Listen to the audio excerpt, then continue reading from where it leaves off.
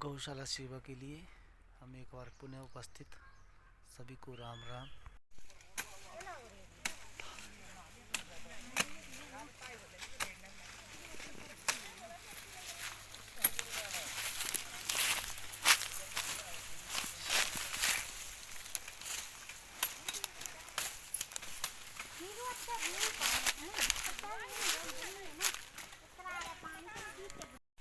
गौशाला सेवा बदारन कमेटी के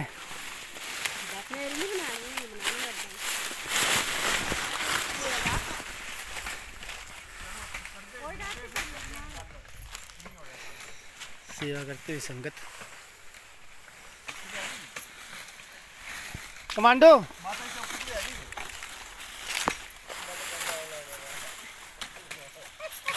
ऑनलाइन है कि ताई लगने जाए पता